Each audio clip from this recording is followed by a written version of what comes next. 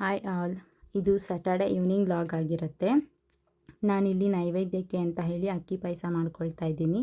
ಮಾಡ್ಕೊಳ್ಳೋಕ್ಕೆ ನಾನಿಲ್ಲಿ 1 ಗ್ಲಾಸ್ ಅಕ್ಕಿ ತೊಗೊಂಡಿದ್ದೀನಿ. ಇನ್ನೊಂದು ಕಡೆ 1 ಅಚ್ಚು ಬೆಲ್ಲನ ಕರಗಿಸ್ಕೊಳ್ಳೋಕೆ ಇಟ್ಕೊಂಡಿದ್ದೀನಿ. ಡಸ್ಟ್ ಇರುತ್ತಲ್ಲ, ಅದನ್ನು ಸ್ಟ್ರೈನ್ ಮಾಡ್ಕೊಳ್ಳೋಣ ಅಂತ ಹೇಳಿ.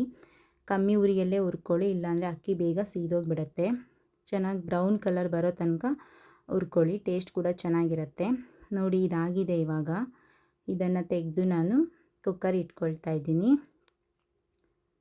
ನಾನಿಲ್ಲಿ ಕುಕ್ಕರ್ಗೆ 2 ಗ್ಲಾಸಷ್ಟು ನೀರು ಹಾಕ್ಕೊಳ್ತಾ ಇದ್ದೀನಿ. 1 ಗ್ಲಾಸ್ ಅಕ್ಕಿಗೆ 2 ಗ್ಲಾಸ್ ನೀರು ಹಾಕ್ಕೊಂಡ್ರೆ ಸಾಕಾಗುತ್ತೆ.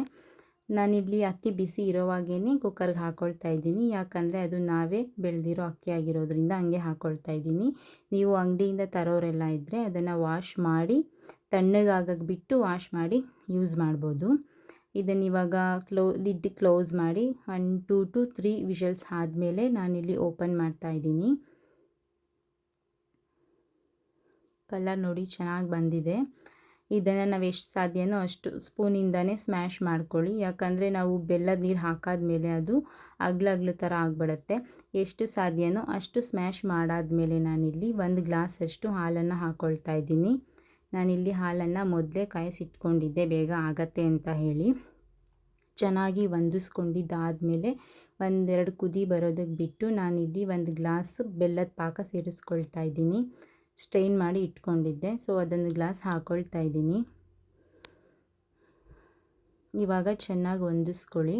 ಚೆನ್ನಾಗಿ ಹೊಂದಿಸ್ಕೊಂಡಿದ್ದಾದಮೇಲೆ 1-2 ಕುದಿ ಬರೋದಕ್ಕೆ ಬಿಡಿ. ಇದನ್ನು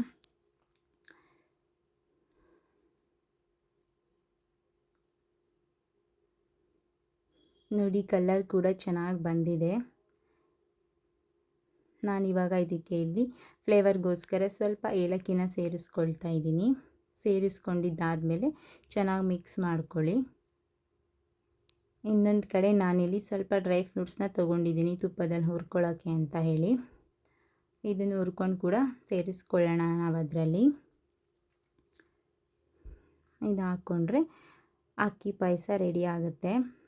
ಎಲ್ಲ ಪಾಯಸಕ್ಕಿಂತ ಅಕ್ಕಿ ಪಾಯಸ ನಂಗೆ ತುಂಬ ಇಷ್ಟ, ಸೊ ಹಾಗಾಗಿ ಅದನ್ನೇ ಮಾಡೋಣ ನೈವೇದ್ಯಕ್ಕೆ ಅಂತ ಹೇಳಿ ಮಾಡ್ಕೊಳ್ತಾ ಇದ್ದೀನಿ.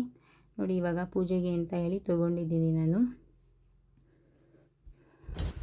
ಆ್ಯಕ್ಚುಲಿ ನಾನು ಯಾವಾಗಲೂ ಶುಕ್ರವಾರನೇ ರಾತ್ರಿ ಸಡಿಲಿಸ್ಕೊಂಡು ಶನಿವಾರ ಬೆಳಗ್ಗೆಗೆ ಎಲ್ಲ ಕ್ಲೀನ್ ಮಾಡ್ಕೊಳ್ತಾ ಇದ್ದೆ. ಬಟ್ ಅಮ್ಮ ಕಾಲ್ ಮಾಡಿ ಹುಣ್ಣಿಮೆ ಇರೋದ್ರಿಂದ ಇವತ್ತೇನು ತೆಗೆಯೋದು ಬೇಡ, ಶನಿವಾರ ಕೂಡ ಪೂರ್ತಿ ಇರಲಿ, ಸಂಡೇ ಕ್ಲೀನ್ ಮಾಡ್ಕೊಳ್ಳೋವಂತೆ ಅಂತ ಹೇಳಿದ್ರು. ಸೊ ಹಂಗಾಗಿ ನನಗೆ ಬೆಳಗ್ಗೆ ನೈವೇದ್ಯ ಎಲ್ಲ ಮಾಡಿ ಪೂಜೆ ಮಾಡೋದಕ್ಕೆ ಟೈಮ್ ಸಿಕ್ಕಿರಲಿಲ್ಲ. ಸಂಜೆನೇ ನೈವೇದ್ಯಕ್ಕೆ ಮಾಡಿ ಪೂಜೆ ಮಾಡ್ಕೊಳ್ಳೋಣ ಅಂತ ಹೇಳಿ ನಾನಿಲ್ಲಿ ಪಾಯಸ ರೆಡಿ ಮಾಡ್ಕೊಂಡಿದ್ದು.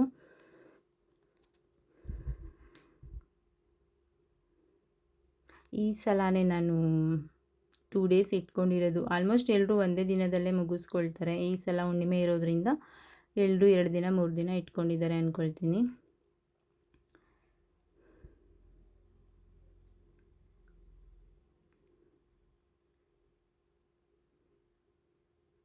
Thanks for watching.